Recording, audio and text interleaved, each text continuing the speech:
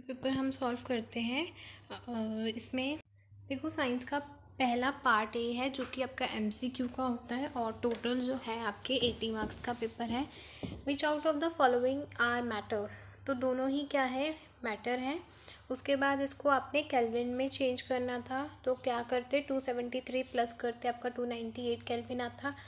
उसके बाद इनमें से कौन सा टिंडल इफेक्ट शो करता है।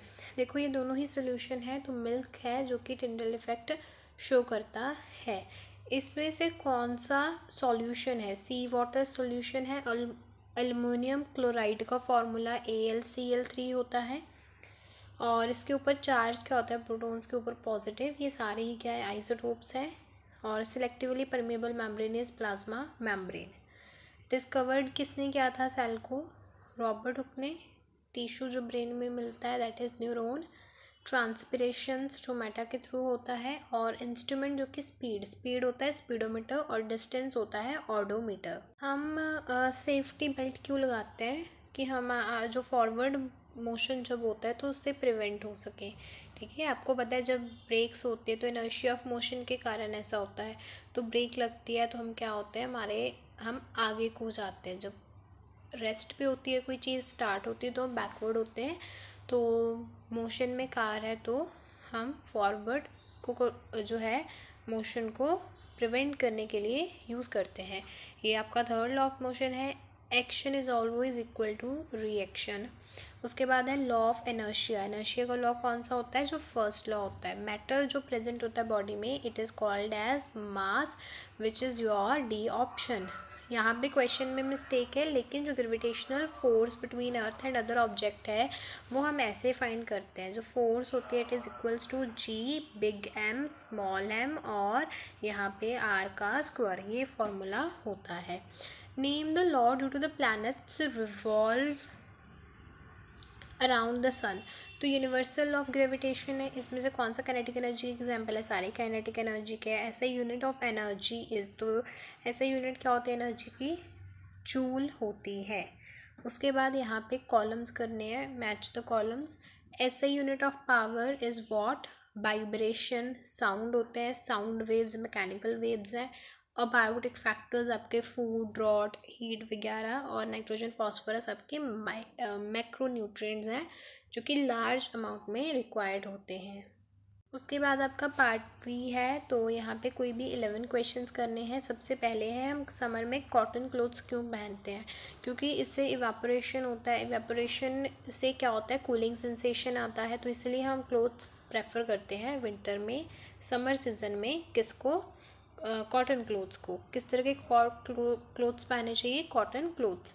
प्योर सब्सटेंसेस क्या होते हैं, जो एक ही तरह के पार्टिकल से मिलके बने होते हैं और ये केमिकली बाउंडेड होते हैं। और इनको दो पार्ट्स में कैटेगराइज किया गया है, एलिमेंट्स में और कंपाउंड्स में। एटॉमिक मास क्या होता है, 1/12 mass of carbon C12 atom. ठीक है, आपने ये पढ़ा होगा, आपके चैप्टर नंबर 3 से है। सब एटॉमिक पार्टिकल्स क्या है, इलेक्ट्रॉन है, प्रोटॉन है, न्यूट्रॉन है, लाइसोसोम, क्योंकि ये डाइजेस्ट करता है सेल को। इसके पास डाइजेस्टिव एंजाइम्स होते हैं, हाइड्रोलाइटिक होते हैं जो कि एसिडिक होते हैं नेचर में। कार्डिक मसल के फंक्शंस क्या है, तो ब्लड को सप्लाई करना, ठीक है, न्यूट्रिएंट्स को सप्लाई करना, वेस्ट रिमूव करना, हार्ट जो होता है सर्कुलेशन फ्लो को मेंटेन करके रखना, और जो है ब्लड प्रेशर भी आपका रेगुलेट होता है। उसके बाद स्पीड क्या होती है, speed is basically the distance upon में टाइम। इसकी ऐसे यूनिट मीटर पर सेकेंड होती है। ये पॉजिटिव होती है और ज़ीरो होती है। ज़ीरो कब होती है, when the body is at rest. फिर उसके बाद है, तो ये डस्ट क्यों आती है, क्योंकि आपका जो कारपेट होता है वो मोशन में होता है, डस्ट पार्टिकल होता है। तो ये किसके कारण होता है, इनर्शिया ऑफ मोशन के कारण, रेस्ट के कारण होता है। ठीक है, इनर्शिया ऑफ रेस्ट के कारण होता है। उसके बाद है, कोई ऑब्जेक्ट फ्लोट सिंक क्यों करता है, तो ये फिनोमिना है अपवर्ड फोर्स, बाउंड फोर्स। ठीक है, जब एक ऑब्जेक्ट सिंक करता है इसका मतलब उसका मास ज़्यादा है as compare to the bound force, और अगर वो फ्लोट करे इसका मतलब बाउंड फोर्स वहाँ पे ज़्यादा है। काइनेटिक एनर्जी क्या होती है, जो एनर्जी पोजेस करता है ऑब्जेक्ट उसके मोशन के कारण। इसका फॉर्मूला 1/2 mv² 1/2 MB² होता है। उसके बाद डिज़ायरेबल एग्रोनॉमिक कैरेक्टर्स क्या होते हैं, जो आपकी प्रोफ्यूज ब्रांचिंग होनी चाहिए, टॉलनेस होनी चाहिए फॉडर क्रॉप्स में, और ड्वार्फनेस जो होनी चाहिए सीरियल क्रॉप्स में, सो दैट कि वो न्यूट्रिएंट्स ना ले ज़्यादा, ठीक है। उसके बाद है सेल्सियस स्केल में चेंज करना है, तो अब केल्विन में है 273, इन दोनों में से माइनस करना, आपका आंसर आएगा। सेपरेशन टेक्निक्स क्या होती हैं, सबसे पहले हम सेंट्रीफ्यूगेशन यूज़ करते हैं और लीव टीज़ को सेपरेट करने के लिए फ़िल्ट्रेशन करते हैं। हम इसको नेक्ड आई से क्यों नहीं देख सकते, क्योंकि ये बहुत छोटे होते हैं साइज़ में, ये विजिबल नहीं होते नेक्ड आई से। इनको यूनिट जो मेजर करने के लिए एक तो नैनोमीटर होती है, एक आर्मस्ट्रॉन्ग होता है, ठीक है। तो ये दोनों ही यूनिट्स होती हैं इनका एटॉमिक मास मेजर करने के लिए। ये STM माइक्रोस्कोप से विजिबल होता है, scanning tunneling microscope. Power house of the cell क्यों है, माइटोकॉन्ड्रिया, क्योंकि एनर्जी प्रोडक्शन में बहुत हेल्पफुल है। उसके बाद पार्ट सी है, कोई 3 मार्क्स के हैं सारे, कोई 6 आपको अटैम्प्ट करने हैं। सो डिफरेंस बताना है सॉलिड लिक्विड गैस में, उसके शेप के बेसिस पे, अरेंजमेंट ऑफ पार्टिकल्स के बेसिस पे, उसके वॉल्यूम के बेसिस पे, काइनेटिक एनर्जी, डिफ्यूजन, एग्जाम्पल्स, उनका नेचर है कैसा है, रिजिड है या फिर वो फ्लूइड है, ये सब बताना है आपने। नेक्स्ट क्वेश्चन है, बोहर के एटॉमिक मॉडल में देखो इससे 3 लेयर्स होती हैं, आपने की होंगी इस तरह से, है ना। 3 लेयर्स के साथ ही आपका यहाँ पे सेंटर में क्या होता है, nucleus. This is K shell, this is K shell, L shell and ये आपकी M शेल है। थोड़ी 2 लाइंस लिख देते हैं। किसने डिस्कवर किया, नील्स बोहर ने 1913 में किया था ये सब कुछ। एनिमल प्लांट सेल के बीच में डिफरेंस साइज़ के बेसिस पे, प्लास्टिड्स के बेसिस पे, उनके वैक्यूल्स के बेसिस पे, उनके ऑटोट्रॉपिक होते हैं, हेट्रोट्रॉपिक होते हैं, ये आप लिख सकते थे। उसके बाद तो ये inertia of rest, inertia of motion के कारण होता है। साउंड वेव्स को मैकेनिकल वेव्स कहते हैं, क्योंकि इनको क्या चाहिए, इनको मीडियम चाहिए होता है ट्रैवल करने के लिए, ठीक है। सीरियल कहाँ से मिलते हैं, क्या देते हैं हमें, कार्बोहाइड्रेट्स देते हैं।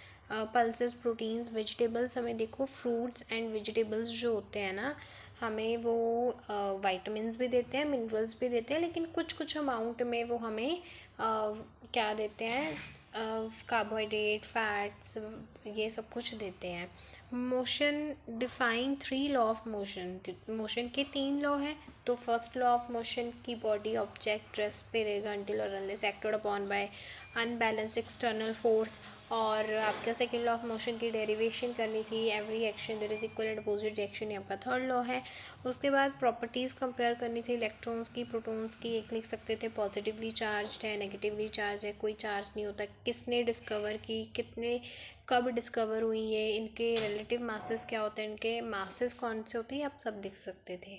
Laws of reflection of sound तो सेम वही है कि इंसिडेंट साउंड वेव जो हुई वो रिफ्लेक्टेड साउंड वेव क्या होती हैं, नॉर्मल एक लाइन पे होते हैं। इंसिडेंट एंगल और रिफ्लेक्टेड एंगल साउंड वेव का सेम होता है। इनके फॉर्मूलेज बनाने थे, तो Na+ होता है और इसका ये होता है Na2 आ जाना था इसका आंसर।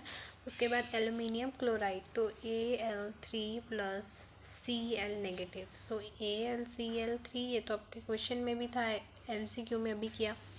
मैग्नीशियम हाइड्रोक्साइड, तो magnesium is Mg2+ and hydroxide this, तो Mg, ये एक पॉलीएटॉमिक आयन है, तो इस तरह से आया था। उसके बाद है मॉलिक्यूलर मास, तो हाइड्रोजन का मास कितना होता है, हाइड्रोजन का 1 होता है, तो ये 2 है, तो ये 2U आ जाता यूनिफाइड मास। नेक्स्ट है O2 का कितना होता है भाई, 16 होता है, +16 कर देते, यू विल गेट 32, ठीक है। CH4 क्या होती है, मेथीन होती है। C कार्बन यहाँ पे है, 12 + 4 16U, और कार्बन 12 + ऑक्सीजन यहाँ पे 16 32 आ जाता, 44U, इस तरह से आना था। उसके बाद केमिकल फार्मूला क्या होता है, सिंबॉलिक रिप्रेजेंटेशन।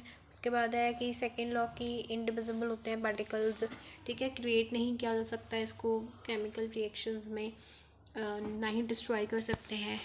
3 मसल्स में डिफरेंस बताना है, स्केलेटल, स्मूथ, कार्डिक मसल्स, उनका फंक्शन, उनके appearance, multi nucleated, uni nucleated, वो फैटी क्यों होते हैं, कैसे होते हैं, उनकी कॉन्ट्रैक्शन रिलैक्सेशन के बारे में बता सकते थे, किस में अरेंज होते हैं, बंडल्स में, ब्रांचिंग कैसे होती है, ये आपने लिखना था। उसके बाद न्यूरॉन का डायग्राम बनाना था और रोल ऑफ फोटोसिंथेसिस प्लांट्स में क्या है तो वो आपने लिखना था। उसके बाद है ये आपका न्यूमेरिकल है तो इसको सॉल्व करते हैं। इसमें यहाँ पे देखो, यहाँ पे एक्सेलरेशन गिवन है दैट इज़ 4 मीटर पर सेकेंड स्क्वायर एक्सेलरेशन गिवन है, और इनिशियल वेलोसिटी तो फिर ज़ीरो ही होगी क्योंकि उन्होंने कहा आफ्टर द स्टार्ट, अभी बॉडी स्टार्ट ही हुई है और टाइम उसने 10 सेकेंड लिया है। अब यहाँ पे देखो मैं सेकेंड इक्वेशन यूज़ कर सकती हूँ। सेकेंड इक्वेशन से क्या होगा, यूटी की वैल्यू तो ज़ीरो ही हो जाएगी। 1/2 इंटू में हम क्या लेते हैं, एक्सेलरेशन और टाइम का स्क्वायर कर देना था। यहाँ पे 1 ये 2 तो 200 मीटर डिस्टेंस फाइंड करना था। 200 मीटर आपका डिस्टेंस आएगा। और यहाँ पे स्पीड वेलोसिटी के बीच में डिफरेंस बताना है कि उनकी डेफिनेशन, उनका फॉर्मूला, उनकी ऐसे यूनिट क्या होती है, ये ज़ीरो कब होती है, ज़ीरो होती है, नेगेटिव होती है, पॉजिटिव होती है ये। उसके बाद बॉडी कब यूनिफॉर्म एक्सेलरेशन में, तो वेलोसिटी जब चेंज होती है equal amount in equal interval, जब वेलोसिटी अनइक्वल अमाउंट में इक्वल इंटरवल में चेंज होती है। उसके बाद यहाँ पे आपके ग्राफ थे, ग्राफ के बारे में बताना था। तो ये एक डिस्टेंस टाइम ग्राफ है, इसकी स्लोप बिल्कुल कांस्टेंट है, इसका मतलब यहाँ पे यूनिफॉर्म मोशन हो रहा है। और यहाँ पे क्या हो रहा है, बेसिकली कर्व्ड है, तो कर्व्ड मतलब इंक्रीजिंग डिक्रीजिंग स्लोप है। और ये डिस्टेंस टाइम ग्राफ है तो यहाँ पे नॉन यूनिफॉर्म मोशन हो रहा है। तो यही है आपका क्वेश्चन पेपर और सैम्पल पेपर। इजी है, ठीक है, और सब कुछ आपकी बुक में से है।